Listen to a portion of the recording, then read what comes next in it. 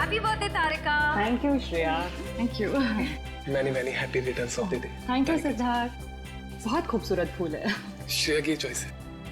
हाँ वो तो है, श्रेया की चॉइस तो कभी गलत हो ही नहीं सकती। हाय सिद्धार्थ। हेलो। हाय श्रेया। हाय पूर्वी। काफी देर कर दी आने में। थोड़ा ट्रैफिक मिल गया रास्ते में। अरे फ्रेडी सर, ये गपागप खा रहे हो? आप तो बोले थे डाइटिंग कर रहे हो। डाइटिंग ही तो कर रहा हूँ। इसके पहले तो मैं 5-5 प्लेटें एक साथ खा जाता था। क्या बात कर रहे हो? हमारे प्लान पे तो पानी फिर गया अभिजीत। अरे ऐसे कैसे? कुछ ना कुछ तो करूंगा मैं। कैसे? हृदय, हाँ उस कमरे में तुम्हारा कोई वेट कर रहा है। मेरा वेट कर रहा है? हाँ कौन? तुम जाओ तो सही। अरे जाओ।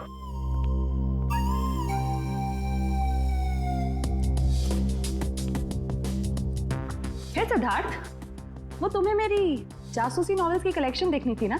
चलो दिखाती हूँ। चलो श्रेया। अरे कभी तो श्रेया को अकेले छोड़ो। ऐसी कोई बात नहीं है ना? चलो। इट्स ओके सिद्धार्थ, जाओ तो। चलो।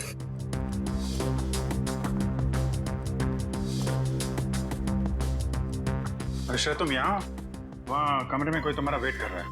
कौन? अरे जाओ देखो तो सही। अरे सर।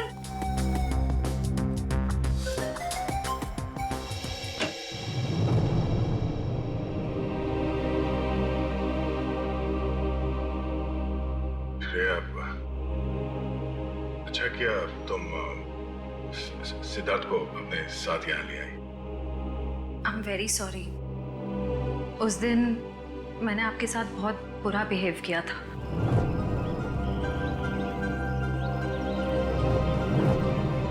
छोड़ो ना, मैं भूल गया हूँ, तुम भी भूल जाओ। काश भूल पाना इतना आसान होता।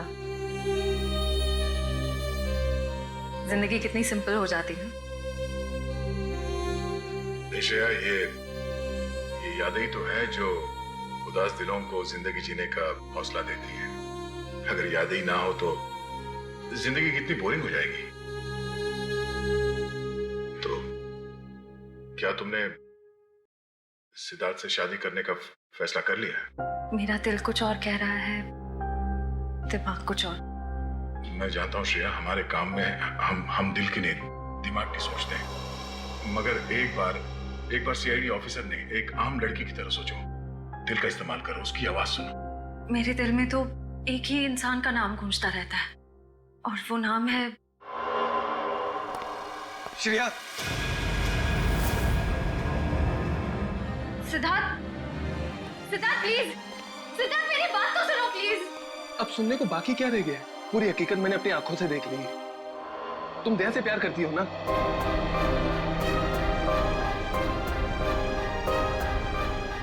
सिद्धार्थ, मैं इस बारे में तुमसे बात करने वाली थी। क्यों नहीं? सिद्धार्थ, काम इतना होता है, मौका ही नहीं मिला मुझे। मौका नहीं मिला? I just can't believe I heard that. Siddharth please मेरी बात तो सुनो। ये इतना आसान नहीं हो के। अपने आपको मेरी जगह रखकर तो सोचो, फिर पता चलेगा मैं किस अग्नि परीक्षा से गुजर रही हूँ।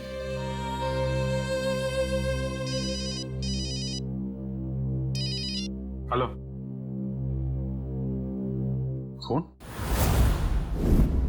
सर, दोनों पति पत्नी थे, प्रमोद और शांति। सर, हमने कभी सपने में भी नहीं सोचा था कि हमारे होटल में ऐसा कुछ होगा। एक मिनट, आप बाहर खड़े रहिए।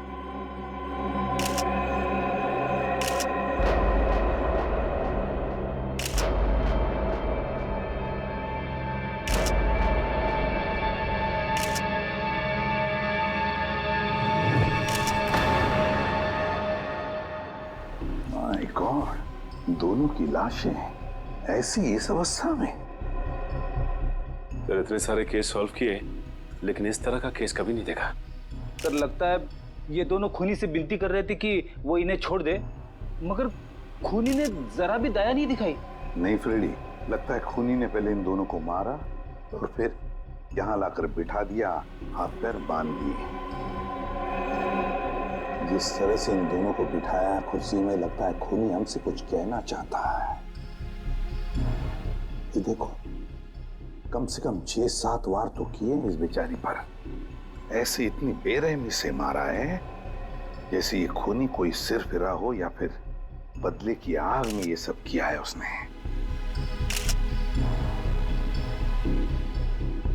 My God. सर, इस प्रमोद की पीठ पे भी वार किया गया है।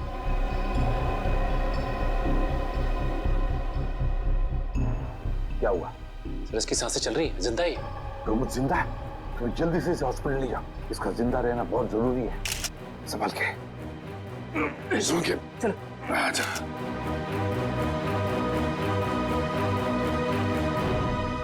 एक बात बताओ, ये खूनी अंदर आया कैसे? किसी ने देखा कैसे? नहीं सर, ये सब रात में हुआ सर, और रात के वक्त इसकी ड्यूटी रहती है सर, इससे पूछिए आप। कैसे हुआ ये सब?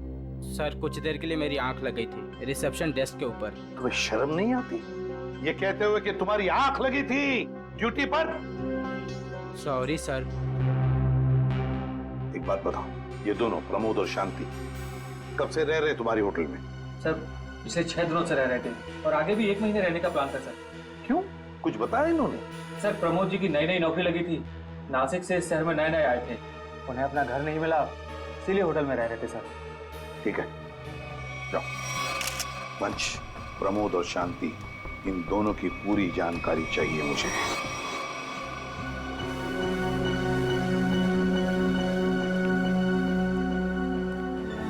हाँ सचिन, ये प्रमोद कैसा है? सर, डॉक्टर ने ऑपरेशन शुरू कर दिया है, थोड़ी देर में पता चल जाएगा सर। लगता है सचिन, ये खूनी शांति को ही मारने आया था, प्रमोद को नहीं। देखो ना, उसने प्रमोद पर सिर्फ एक ही वार किया और फिर देखा तक नहीं कि वो जिंदा है या मर गया।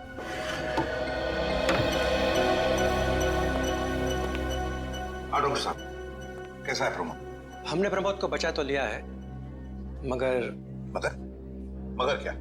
वो कोमा में चले गए हैं। कोमा में? लेकिन डॉक्टर साहब, प्रमोद को होश तो आ जाएगा ना? हम तो अपनी तरफ से पूरी कोशिश करेंगे, मगर कुछ कहा नहीं जा सकता। Thank you. कुछ भी हो, प्रमोद होश में आना ही चाहिए। खूनी को सिर्फ प्रमोद ने ही देखा है। डॉक्टर साहब, शांति की लाश से कुछ पता चला? दया, मौत की वजह तो तुम लोगों को क्राइम स्पॉट पे ही पता चल गई होगी। पेट पर चाकू के इतने सारे घाव हैं, उसी की वजह से मौत हो गई बेचारे की। हाँ, वो तो हमें पता चल गया था। उसके अलावा कुछ और? हाँ, एक खास बात, 2 महीने पहले इसका किडनी का ऑपरेशन हुआ था। ये देखो, इसमें फोटो है। किडनी का ऑपरेशन? वंश, पता करो शहर के किस हॉस्पिटल में शांति के किडनी का ऑपरेशन हुआ था। और सर, वो क्राइम सीन पे जो खून मिला था वो शांति और प्रमोद का ही है। खूनी ने खून करने से पहले एक एक कदम फूंक फूंक कर रखा है। हाँ, काफी प्लानिंग की है खूनी ने इस जुर्म को अंजाम देने के लिए। उसे पता था कि ये प्रमोद ऑफिस से कितने बजे वापस आता है और वो होटल के कमरे में पहुंच गया जब दोनों मौजूद थे।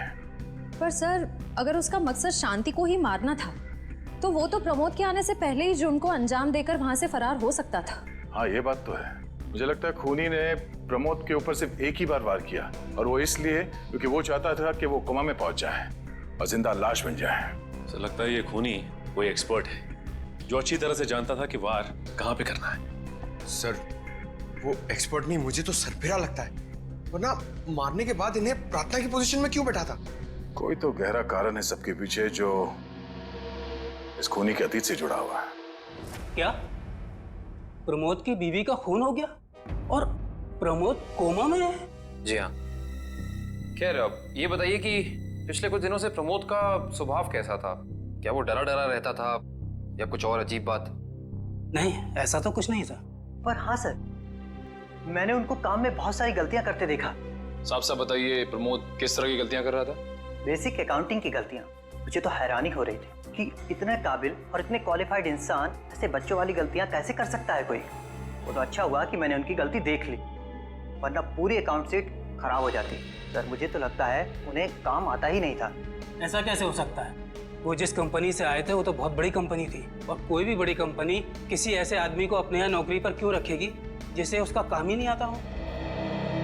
अब तो इस प्रमोद की सारी कुंडली निकालनी पड़ेगी। तो पति पत्नी प्रमोद और शांति एक नंबर के धोखेबाज थे। उनके सारे सर्टिफिकेट्स और डॉक्यूमेंट्स नकली हैं। स्कूल और कॉलेज हर जगह के। ऐसी क्या वजह हो सकती है जिस वजह से 400 BC करके ये उस फाइनेंस कंपनी में काम कर रहा था? ये इस प्रमोद को वहाँ काम करके क्या फायदा हो सकता है? इस सवाल का जवाब तो उसी वजह से जुड़ा है निखिल, जिसकी वजह से इस प्रमोद की हत्या की गई। पर वजह जो भी हो, उस वजह का पता तो CID निकाल ही लेगी। लेकिन सर, हो सकता है इन दोनों का नाम भी नकली हो सकता है। ऐसा भी हो सकता है कि ये दोनों असली प्रमोद और शांति हो ही ना, बल्कि कोई बहरूपिये हों जिन्होंने उन दोनों की जगह ले ली हो सकता है। एक सेकंड। हेलो, हाँ बोल रहा हूँ। हाँ, कौन सा hospital? Okay, thank you so much. क्या हुआ निखिल? हमारा अंदाजा सही निकला। 2 महीने पहले पुणे की मोती हॉस्पिटल में इस प्रमोद की पत्नी का एक ऑपरेशन हुआ था। वहाँ प्रमोद की पत्नी का नाम शांति नहीं बल्कि विनीता लिखा हुआ है। विनीता? मोती hospital, Pune.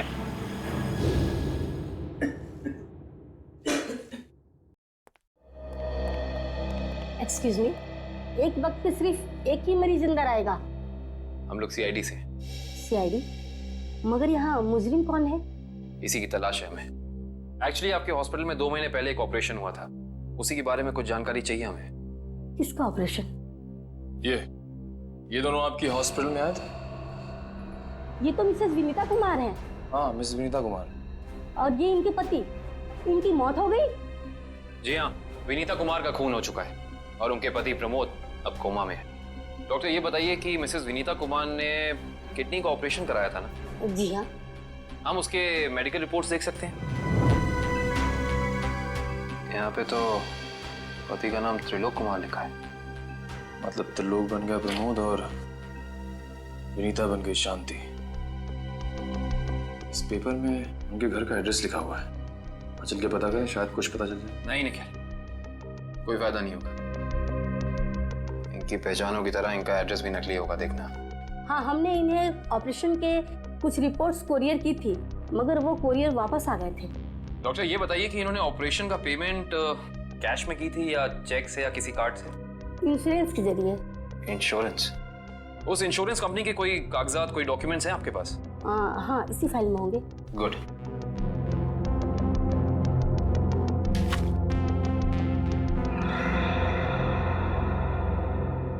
Base health insurance. Ankit, सभी अकाउंट्स और सभी खाते अच्छी तरह से बंद हो जाने चाहिए। कल शाम 5 बजे तक ऑडिटर आ जाएगा। हो जाएगा सर। कभी सपने में भी नहीं सोचा था कि हमारी कंपनी का अंत इतना बुरा होगा। ये किस अंत की बात कर रहे हैं आप लोग?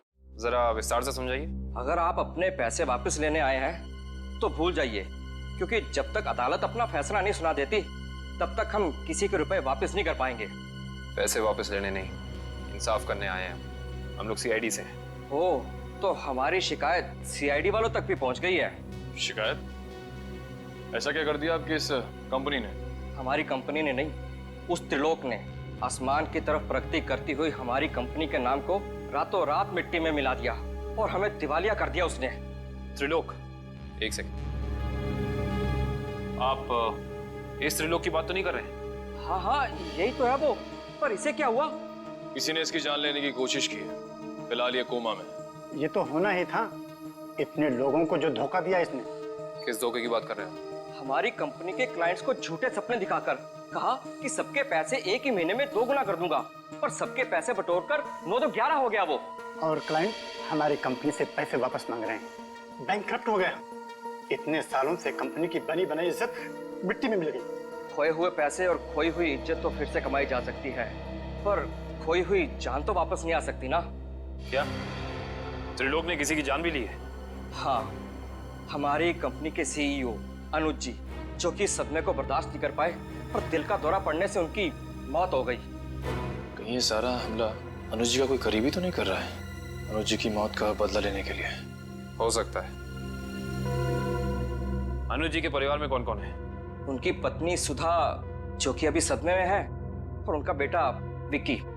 विक्की? इस विक्की का फोन नंबर दीजिए जरा। विक्की के फोन का सिग्नल यहीं आसपास बता रहा है। होगी अच्छा, अभी भी मागाधे रोड की तरफ मुड़ा है। मागाधीर।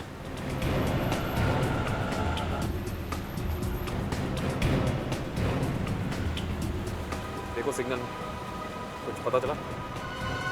एक मिनट क्या हुआ? इस विकी के फोन का सिग्नल यहीं आसपास बता रहा है। कहीं विकी इस बाइक पे तो नहीं? हाँ सर, हो सकता है ये विकी है। चेक करते हैं।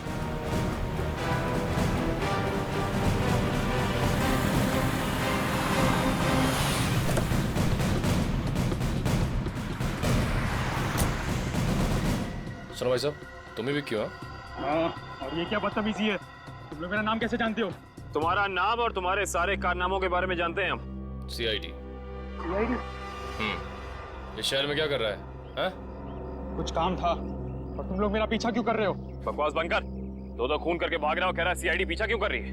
मैंने कोई खून नहीं किया है। अच्छा, त्रिलोक और विनीता का खून नहीं किया तुमने? त्रिलोक और विनीता मर चुके हैं? ड्रामा बनकर अपना पूरा इतिहास है तेरा हमारे पास। उन दोनों ने तुमसे तुम्हारे पिता को छीना, उसका बदला लेने के लिए तुम यहाँ आए हो उनके पीछे। हाँ, मैं बदला लेने जरूर आया था, पर मैंने उनका खून नहीं किया। देख, सच बोल दे समझा, नहीं अपनी शक्ल नहीं पहचान पाएगा। मैं सच कह रहा हूँ, मैंने किसी तरह उनके बारे में पता किया। मैं उनके होटल भी गया था, मगर जैसे मैं उनके कमरे की तरफ जा रहा था, मैंने उनके कमरे में एक आदमी को जाते हुए देखा। कौन सा आदमी था वो? उसके चेहरे को ठीक से देख नहीं पाया मैं। तुम्हें जो भी याद है, जितना भी याद है, साफ साफ बताओ।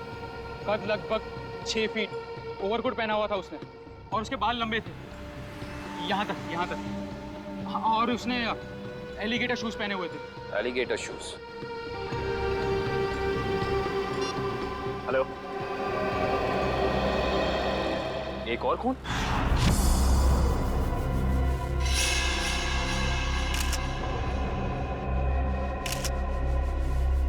लाश ऐसे अजीब ढंग से क्यों बैठा है? कमाल है सर, पिछले वाले केस में खूनी ने उन दोनों को होटल में चाकू मारकर प्रार्थना वाली पोजीशन में बैठाया था, और इसे गोली मार के इस तरह से। लगता है दोनों का खूनी एक ही है। गोली सीधे माथे के बीचों बीच मारी है। अगर ये सीरियल किलर होता तो इसे भी चाकू से मारता सर, क्योंकि विनीता को उसने चाकू से मारा था, इसे तो गोली मारी। हाँ, मगर लाशों को ऐसे एक ही ढंग से बिठाना क्या दो अलग अलग खूनी करेंगे? मुझे लगता है दोनों का खूनी एक ही है, और जिस वक्त इस तिग्मांशु का खून हुआ, लगता है खाना खाने ही वाला था।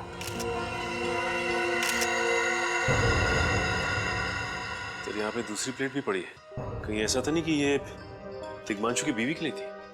मैम सब तो एक हफ्ते के लिए गाँव गई हुई है, एक हफ्ते के बाद लौटेगी।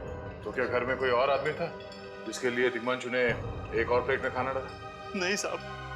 अच्छा, जब तुम घर वापस आए उस वक्त ये दरवाजा खुला था या बंद था? नहीं साहब, बंद था। तो फिर तुम घर के अंदर कैसे आए?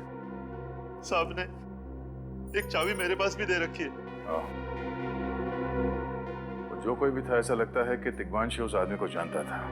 एक काम करो सचिन, पंकज, घर की अच्छी तरह से तलाशी लो, देखो कुछ मिलता है क्या।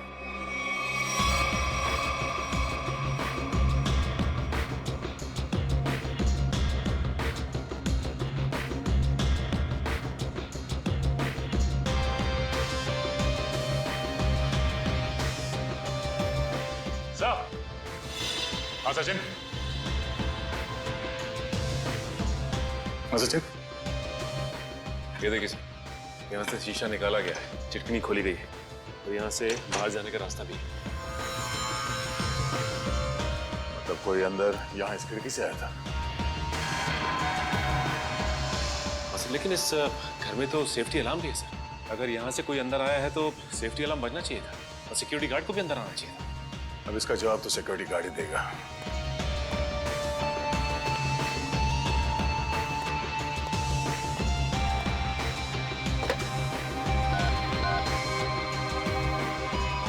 हेलो सिक्योरिटी, अच्छा आज दोपहर को तिग्मांशु जी के घर से अलार्म बजा था? तो फिर आप चेक करने के लिए उनके घर पे क्यों नहीं आए? ओ आई सी, पिछले हफ्ते भी? ठीक है, थैंक यू। क्या बोला सर ये सिक्योरिटी वाला? सिक्योरिटी का कहना है कि अलार्म बजा था और उन लोगों ने घर में फोन भी किया, तो तिग्मांशु जी ने कहा कि गलती से अलार्म बज गया, इसलिए वो लोग ऊपर नहीं आए। सर, हो सकता है तिग्मांशु ने मजबूरी में कहा। खूनी ने उसके सर पे गन तान दी हो? कुछ कह नहीं सकते। बात करते वक्त अगर थोड़ी सी भी टेंशन हो आवाज में तो ये सिक्योरिटी वाले तुरंत भाप लेते हैं। दरअसल पिछले हफ्ते भी तिग्मांशु के घर से अलार्म बजा था और जब सिक्योरिटी वालों ने फोन किया था तो तिग्मांशु ने यही कहा था कि गलती से बच गया। सर ये खूनी काफी चालाक लगता है, खेल खेल रहा है। देखते हैं, जरा देखो इस घर में कुछ और मिलता है क्या। खूनी ने कोई ना कोई सुराग जरूर छोड़ा होगा, चेक करो।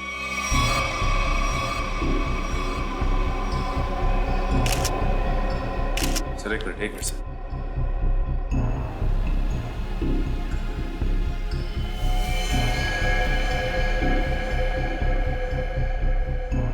ये देखिए सर, खून। ये खून यहाँ कैसे? कहीं खूनी का तो नहीं है खून? ये तो डॉक्टर सालों के ही बताएंगे। वो खून किसका है ये अभी पता चल जाएगा। तारिक आती होगी रिपोर्ट लेकर के। डॉक्टर साहब इस तिग्मांशु के बारे में कुछ और पता चला? हाँ। वो कैसे? इसे गोली मारने से पहले बेहोश किया गया था। क्या? इसे बेहोश किया था?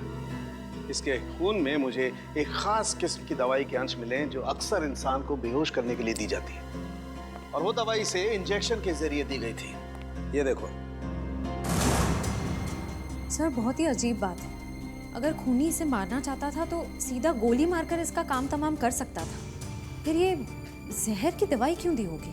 और सर एक और बात पता चली, तिग्मांशु जिस हालात में हमें मरा हुआ मिला था वो एंशिएंट कल्चर के हिसाब से प्रार्थना करने की पोजीशन, खाना खाने से पहले। तो फिर तो शांति और तिग्मांशु दोनों का खूनी एक ही आदमी है। ये खूनी के लिए ये हत्याएं जुर्म नहीं, एक जश्न है। इसीलिए उसने टेबल पे ये प्लेटें सजाई, उसमें खाना रखा, एक अपने लिए और एक तिग्मांशु के लिए। और सर तिग्मांशु को प्रार्थना की पोजीशन में बैठा के उसने गोली मार दी। सर मैंने कहा था ना, ये खूनी एकदम सरफिरा है सर। हाँ सर, लगता है ये खूनी अपने आप को बहुत शक्तिशाली महसूस करता है। जिस वक्त इन सब की गर्दनें झुकी होती हैं उसके सामने उसे आनंद आता है। नहीं सचिन, खूनी का मकसद लोगों को अपने सामने झुकाना नहीं बल्कि अपने लिए प्रार्थना करवाना था। क्या मतलब? ये रही उस खून की रिपोर्ट। ये खून ना ही तिग्मांशु का है और ना ही उसके घर वालों का। ये खून उस खूनी का ही है। खूनी का? मगर वहां तो हाथापाई के कोई निशान नहीं मिले और उस जगह को देख के ऐसा लगा भी नहीं कि तिग्मांशु ने सेल्फ डिफेंस में खूनी के ऊपर हमला किया होगा। वो इसलिए दया क्योंकि ये खून खूनी ने अपने मुंह से थूका था। हमें इसके खून में से इसके सलाइवा के कुछ अंश भी मिले। उसकी तबीयत खराब है क्या? हाँ, वो बीमार है। उसके खून में एथिमोलाइसिन नाम की दवाई का अंश मिले हैं और उसका कीमोथेरेपी हुआ था।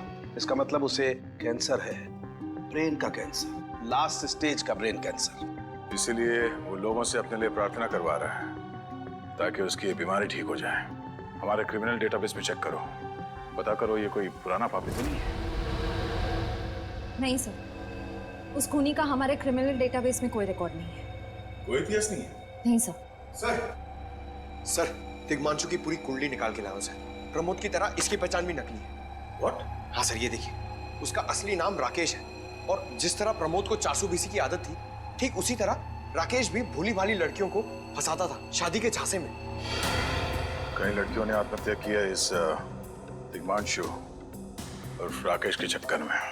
हाँ सर, शादी के बाद उनके पैसे लेके ये गायब हो जाता। सर इसका मतलब खूनी ने दो ऐसे लोगों को मारा जो पहले से मुजरिम थे। शायद उसने सोचा होगा कि मरने से पहले कुछ अच्छे कर्म कर लूं।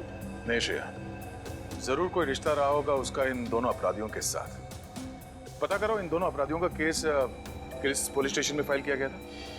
सर ब्रेन कैंसर के जितने भी पेशेंट्स हैं शहर में उन सबकी लिस्ट मिल गई है। कुल मिला के ऐसे 50 पेशेंट्स हैं जिसमें से 10 पेशेंट्स ऐसे हैं जो कैंसर की लास्ट स्टेज पे हैं।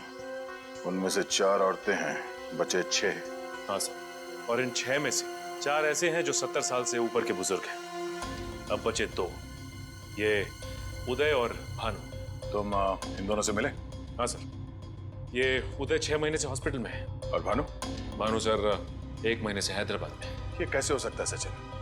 अगर वो मुजरिम इसी शहर में है तो कहीं उसका इलाज चल रहा होगा ना कहीं से वो दवाई खरीदता होगा। मांझी सर, इस शहर में जितने भी केमिस्ट है जहाँ पे ब्रेन कैंसर की दवाइयाँ बेची जाती है उन सब की लिस्ट चाहिए मुझे। सब पता चल गया। त्रिलोक और राकेश दोनों के खिलाफ एक ही थाने में केसेस दर्ज किए गए थे। जगतपुरी थाने। इस केस का पूरा इतिहास जगतपुरी थाने से ही पता चलेगा। एक्सक्यूज मी, आपकी दुकान पे ब्रेन कैंसर की दवाइयाँ बेची जाती हैं? जी हाँ, हमारी दुकान उन चुनिंदा दुकानों में से है जहाँ ये दवाई आपको मिलेगी। वैसे ये दवाइयाँ बहुत कम लोग खरीदते होंगे, नहीं? जी बहुत महंगी है एक्चुअली। अच्छा, जो लोग ये दवाइयाँ खरीदते हैं उनकी लिस्ट मिल सकती है हमें?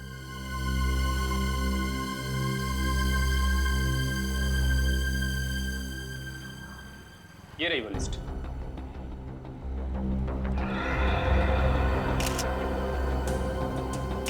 तपन, उदय और नितिन, ये तीनों लोग तो उस मरीज की लिस्ट में थे। अच्छा, आपको पूरा यकीन है कि इनके अलावा और कोई नहीं आता ये दवाई लेने के लिए? जी नहीं, लेकिन हो सकता है कोई गैर कानूनी तरीके से ये दवाई खरीद रहा हो। ये दवाइयाँ काफ़ी महंगी है ना, आम आदमी इसका खर्चा नहीं उठा सकता। अच्छा, आप किसी ऐसे आदमी को जानते हैं जो ये गैर कानूनी काम करता है? एक आदमी है, आंद्रे नाम है उसका। प्यार से लोग उसे एंडी कहते हैं। ये जो ज्वाला रोड पे पब्लिक पार्क है ना, अक्सर वहीं मिलता है। कांस्टेबल सुनील। Yes sir. आप सीआईडी से ही हैं ना? हाँ, हमारी बात शायद आप ही से हुई थी। सर बताइए, कांस्टेबल सुनील आपके लिए क्या कर सकता है? सुनील जी, हाल फिलहाल में इस रिकॉर्ड रूम में कोई चोरी वगैरह हुई थी क्या? चोरी नहीं तो सर, अब यहाँ वाला कोई चोरी कैसे करेगा? सुनील, फिर आप एक हेल्प कर सकते हैं हमारी। हमें 2 मुजरिमों की फाइल चाहिए। एक का नाम है त्रिलोक कुमार और दूसरे का राकेश भिवेन। एक मिनट सर, क्या नाम बोले? राकेश? राकेश भिवेन।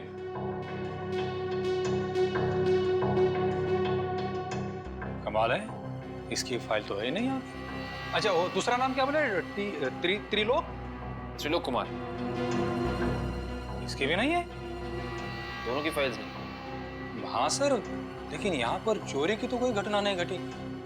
पता नहीं फाइलें गायब कैसे हो गई। सुनील, यहाँ याद करने की कोशिश करो, हाल ही में कोई दुर्घटना घटी थी क्या? पिछले महीने ऑफिस एरिया में आग लग गई थी, तो अच्छा हुआ फायर ब्रिगेड वाले जल्दी आ गए और हमारे रिकॉर्ड्स नष्ट नहीं हुए। जरूर ये आग भी जानबूझकर लगाई गई थी। आग लगने की वजह क्या थी? वो बताया गया कि मेन स्विच बोर्ड के अंदर शॉर्ट सर्किट हुआ था। कोई इलेक्ट्रिशियन भी आया था काम करने के लिए। जरूर वहीं छेड़छाड़ की गई है। उस इलेक्ट्रिशियन का कोई आता, कोई पता, कोई कांटेक्ट है? दूसरे कांस्टेबल के पास था, लेकिन वो तो रिटायर होकर गांव चले गए। हाँ, कोई बात नहीं। सुनील, एक काम करिए, आप चेक करके बताइए कि और किन किन मुजरिमों की फाइल्स यहाँ से गायब हुई हैं। Okay sir. पता तो चले आखिर अगला शिकार है कौन इस अनोखे खूनी का। ये ले पैसे। अरे ये दवाइयाँ तो असली है ना।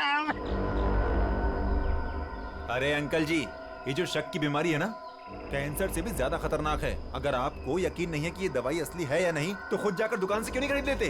अरे तुम तो बुरा मान गए, मैं तो बस ऐसे ही पूछ रहा था, मेरा मतलब वो नहीं। जानते हो, इस तरह से दवाइयाँ बेचना और खरीदना दोनों गैर कानूनी है। आपके तुम्हारा कोई फायदा नहीं है। मैंने सुना था कि सीआईडी बड़े-बड़े केस हैंडल करता है। मैं तो छोटा-मोटा चोर हूँ, जाने दो ना साहब। हाँ मिस्टर छोटे चोर, ये बताओ कि तुम्हारे पास से ये दवाइयाँ खरीदने के लिए कोई ऐसा आदमी आता जो 6 फीट लंबा था और लंबे लंबे बाल थे उसके, और वो एलिगेटर वाले शूज पहनता था? हाँ, वही जो आगे से नुकीला होता है। हाँ, आया था चिराग। आप लोग चिराग को ढूंढ रहे हो? हाँ। कहाँ मिलेगा ये चिराग? चिराग? लगता है चिराग घर पर नहीं है। कमरे अच्छी तरह से चेक करो, देखो कुछ मिलता है क्या। पंकज, कंप्यूटर चेक करो।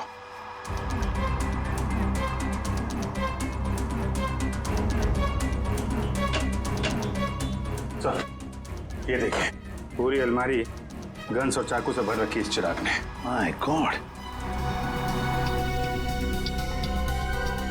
सर, हाँ, अंदर के कमरे में से ये खून से भरे हुए कपड़े मिले। पुलिस रिकॉर्ड रूम से फोन है। देखो। हेलो जी, कहिए। कौन? संदीप, स्वाधीन और हेमंत। ओके, ठीक। कौन है ना? सर, त्रिलोक और तिग्मांशु की तरह इन तीनों की फाइल भी चोरी हुई है पुलिस रिकॉर्ड रूम से। मतलब अभिजीत, अब ये चिराग इन तीनों में से किसी एक को मारने वाला है। सर एक सेकंड, ये देखिए, सर इस कंप्यूटर की फाइल में इन तीनों की फाइल है।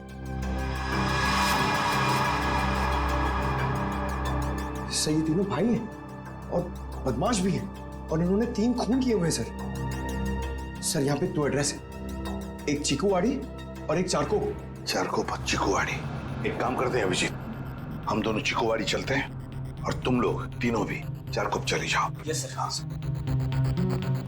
चलो अभिजीत।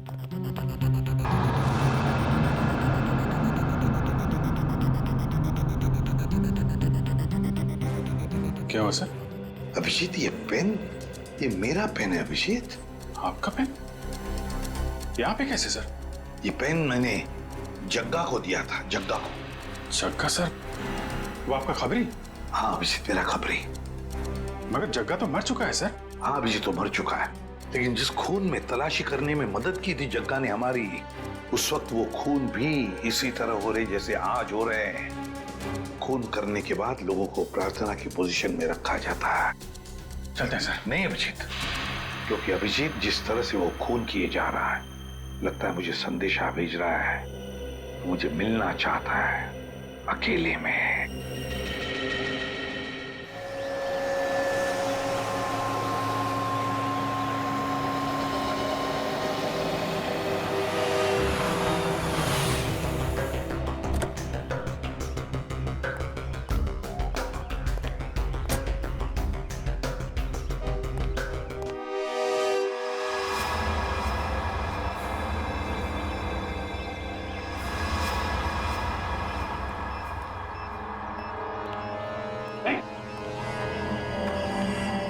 प्लीज हमें बचा लीजिए, किसी तरह हमें मार डालेगा।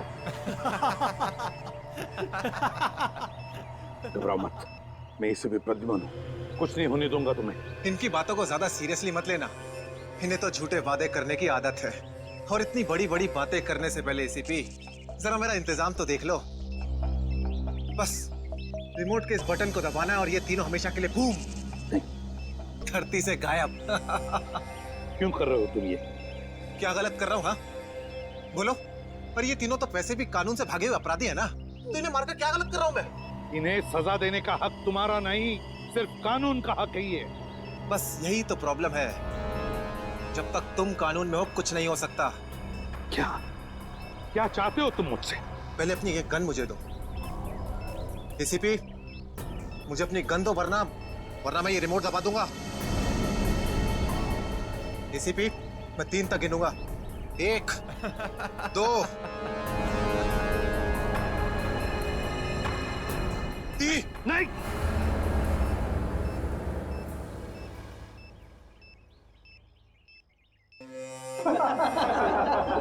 बहुत अच्छे, बहुत अच्छे। तो तुम जानना चाहते थे ना कि मैं तुमसे नफरत क्यों करता हूँ? हाँ। जग्गा खबरी का नाम ध्यान है? याद है मुझे। मैं उन्हीं का बेटा हूँ। पता चल चुका था मुझे। एसीपी तुमने मेरे पिताजी से वादा किया था ना कि तुम उनका बाल भी बाका नहीं होने दोगे, फिर क्यों नहीं बचा सके उन्हें? बोलो। देखो चिराग, तुम्हारे पिताजी की मौत का बोझ आज भी मेरे दिल पर है। बंद करो ये तुम्हारा नाटक। उस वक्त कहाँ थे तुम जब मेरे पिताजी की मौत के बाद मैं और मेरी माँ दर दर की ठोकरें खा रही थी? खाने के पैसे तक नहीं थे हमारे पास। तो तुम मेरे पास चले आते, मैं कुछ मदद कर सकता था तुम्हारी। क्या कर लेते तुम? हाँ, सिवाय झूठे वादों के। तुम्हें पता है एसीपी, मुझे कैंसर है, आखिरी स्टेज, और ये इसीलिए क्योंकि मेरी माँ के पास पैसे नहीं थे मेरे इलाज के लिए। मैं तुम्हारा दुख समझ सकता हूँ चिराग, तुम्हारी तकलीफ समझ सकता हूँ, मगर इन तीनों ने क्या बिगाड़ा है तुम्हारा? तुम इन तीनों की जान बचाना चाहते हो? हाँ। तो तुम्हें अपनी बलि देनी होगी। क्या मतलब? मतलब तुम इस बिल्डिंग से छलांग लगानी होगी, ताकि फिर कोई जग्गा खबरी सीआईडी का शिकार ना बने।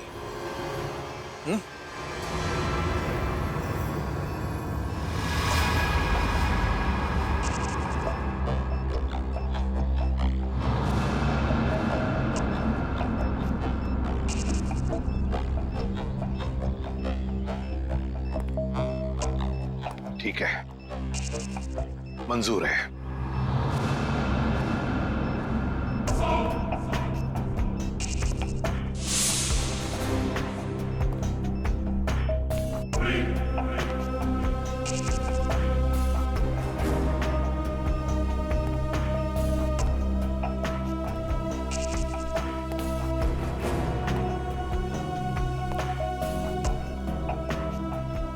चढ़ो एसीपी, चढ़ो।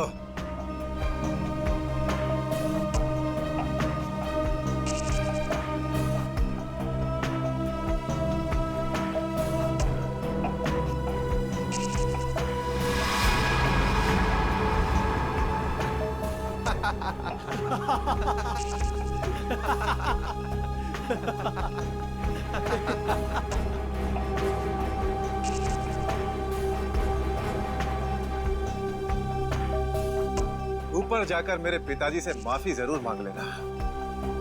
क्या हुआ? मौत को इतना नजदीक देखने से पांव कांपने लगे?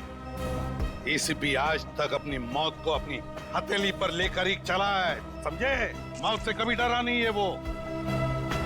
इतनी बड़ी बड़ी बातें हैं, अब बातों का वक्त नहीं है, अब एक्शन का वक्त है। कूदो एसीपी, छलांग लगाओ और अपनी ये बेहतरीन जिंदगी को अलविदा कह दो। चलो। 1 मिनट, मैं जरूर कूदूंगा, लेकिन तुम पर कैसे विश्वास कर सकता हूं कि मेरे कूदने के बाद तुम इन तीनों को छोड़ दोगे? तुम्हारे पास और कोई चारा भी नहीं है। कूदो एसीपी, वरना मैं इस रिमोट का बटन दबा दूंगा।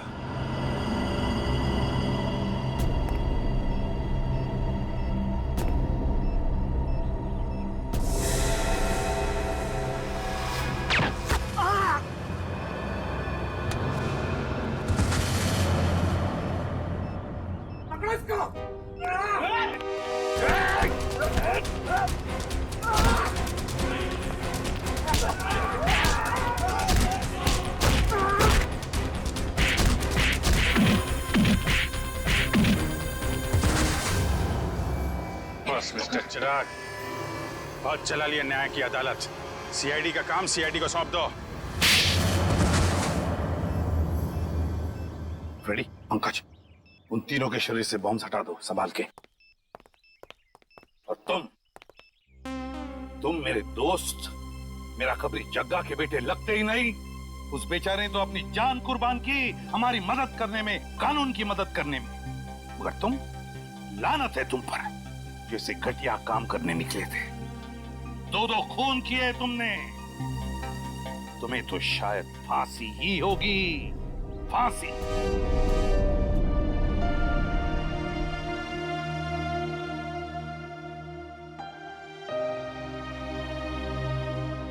बड़े बुजुर्ग कह गए कि अगर कोई चिंता सताए तो उस चिंता को अपने कलेजे के अंदर अंगार बनने नहीं देना चाहिए।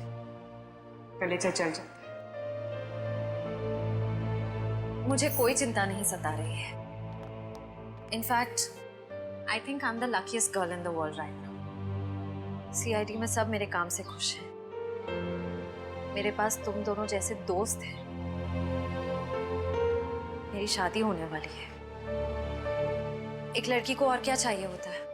शायद प्यार। प्यार भी तो है ना मेरे पास। मम्मी पापा का प्यार, दोस्तों का प्यार और सिद्धार्थ का प्यार। जुबान की बात दिल से मेल नहीं खा रही है श्रेया। मतलब ये कि दिल की बात जुबान पे लाने का वक्त आ गया है श्रेया। वो श्रेया कहाँ गई? हाँ, जो अपने सारे डिसीजंस खुद लेती थी, जिसे पता था कि उसको अपनी जिंदगी में क्या चाहिए। हाँ श्रेया, अब वक्त आ गया है।